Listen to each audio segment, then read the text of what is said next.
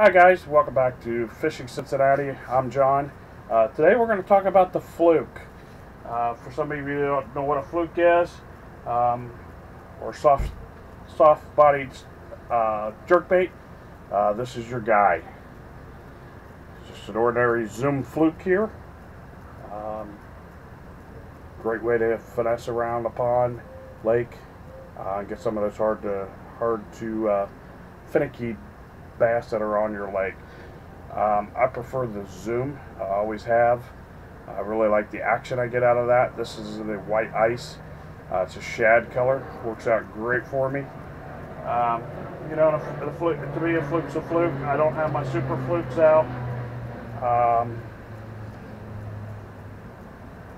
But I have started throwing the 7-inch fluke, getting up into some of that more big bait. One of the things I wanted to cover with you over a fluke is some of the ways that I rig it, some of the modifications that I do. I just happen to have a regular 3/0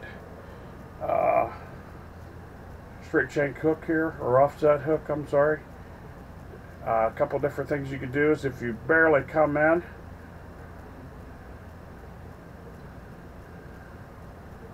and run that up and around.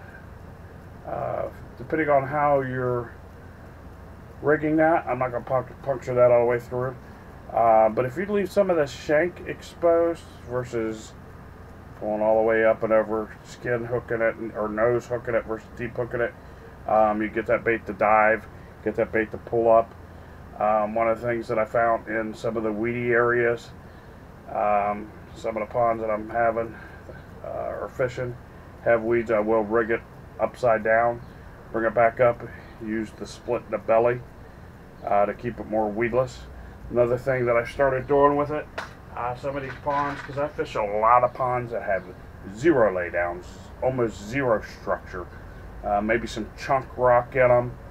Some of them have some weeds of some sort or another.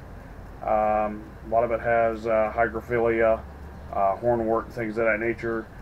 So when it's high noon, high sun, beating down, those bass are heading to the bottom and kind of getting out deep. I'd throw the fluke 99% of the time weightless. But what I will do is come back in with the Neko rig nail weight and push that nail weight up into the head to give it a little bit of weight. One of the things that I've noticed by nail weighting that bait is that I'm able to kind of keep that nose down and keep it down.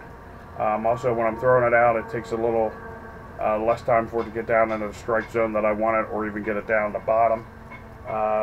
Simple nail weight. You can use regular nails if you want. Any of that finesse type style stuff. You can see I'm using one of the bigger styles. This one works really well in a 7-inch. Or if you got to come back in with some of the smaller ones, a little less weight, you know, obviously just scale down on that nail weight that you're throwing in there.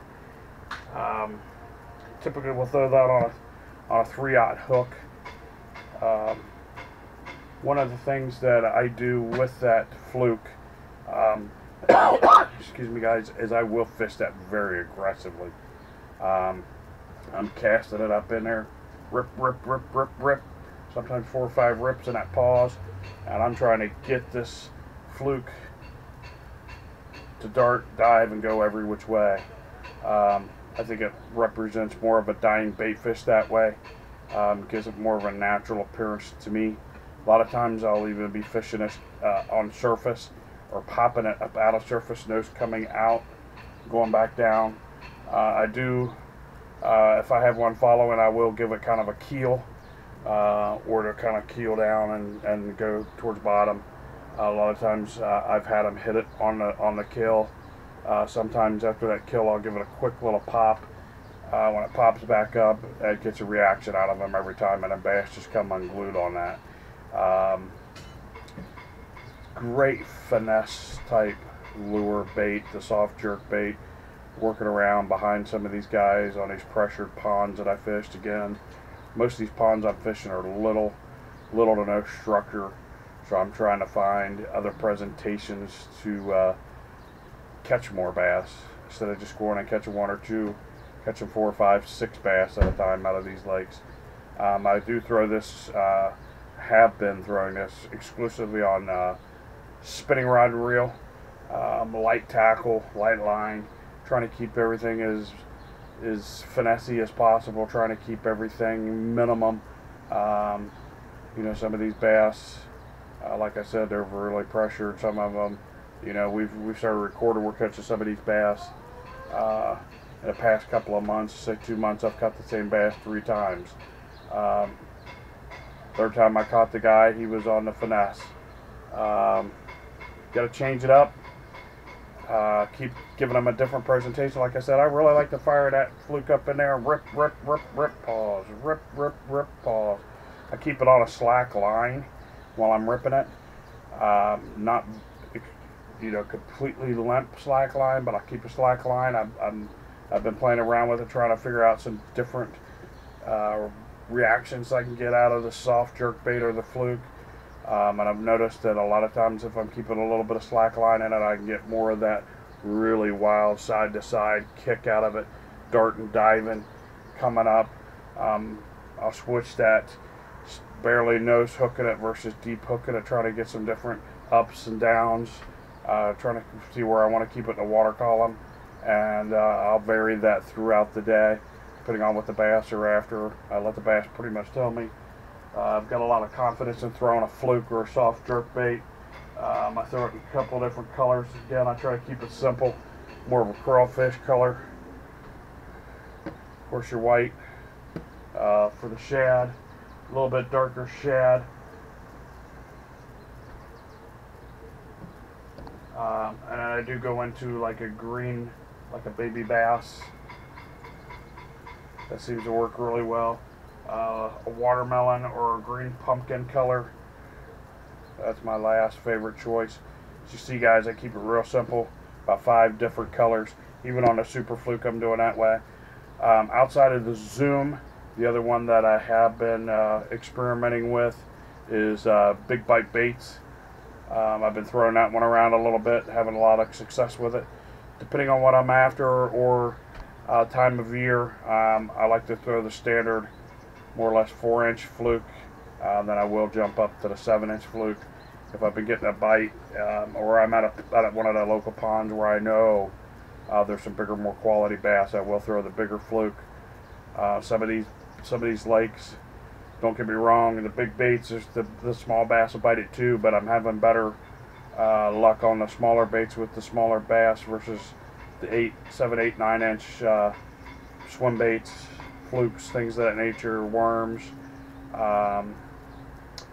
You know, guys, you gotta find what you're confident in. Go with that. Don't be afraid to overwork a fluke a little bit. Don't be afraid to change it up. Don't be afraid to throw it into some heavy cover. Like I said, you can flip it upside down. I do get this almost the same action out of it upside down. I do prefer to fish it this way, if at all possible.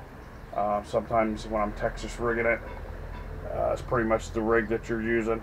Instead of bringing that hook out exposed in open water, I will skin hook it back to kind of keep it more weedless. I have thrown this on a belly weight as well. Belly weighted screw lock swim bait hook, but toying around with that a little bit works really, really well. Surprisingly, one of the craziest ways that I've thrown a fluke and had quite a bit of success.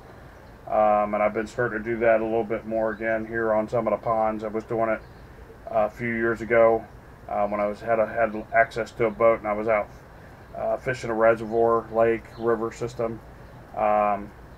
You know, on these hot summer days, you kind of try to get into that finessey or different presentation is a Carolina rig. I did drag a fluke around a couple different times. I've had mixed reviews from myself on the fluke on a Carolina rig. I definitely think it's worth the effort to Carolina rig the fluke. I'm imagining myself, you know, I was using 18 to 24 inch leader between my swivel and the fluke in the back. And I can just imagine that fluke just doing exactly what I was sort of doing at that time with the fluke. I wasn't working it quite as fast, quite as aggressive. anymore. When I'm throwing this weightless, I do fish it very aggressive, guys, and I will slow down on some of them cooler days or days where I'm not getting that fast reaction. I'll fish a little bit slower. But again, guys, Carolina rigging with this deal, that was money. I caught several nice bass Carolina rigging a fluke. Seems kind of weird. It was kind of weird for me at the time, but I wanted to try something different. I think I might have been throwing a fluke that day when the sun got up high. You know, when I picked up my Carolina rig, I threw it out. I threw kind of creature bait on the back, caught a bass on it, mangled up my creature bait, and I think I had the fluke laying there on the floor. I said, you know what, let's try fluke. And I think it was about the third or fourth cast I threw out with the fluke on it. And again, when I was Carolina rigging with that, I wasn't necessarily just straight dragging it. I would kind of drag it and rip it. And every once in a while I like to do that when I'm Carolina rigging. I like to kind of rip it and kind of give it a little different look.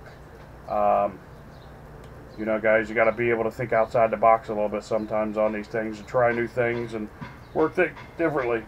Once again, if you haven't hit that subscribe button, please do. Give it a thumbs up if you like this video.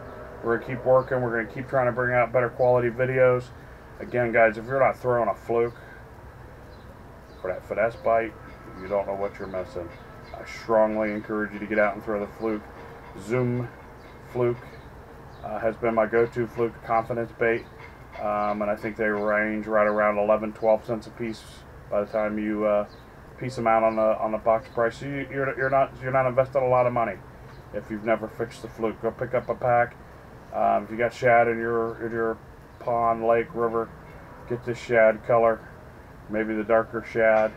Throw it around a little bit. I guarantee you, once you start throwing that fluke, you can throw this on chop. You can throw it on calm water, throw it in clear water, muddy to stained water. This one, like in the muddy to stained water, a little bit better. This one a little bit more in that gin clear water or clear water. Guys, you won't be disappointed if you start throwing a fluke. Again, thanks for tuning in. We'll see you in the next one.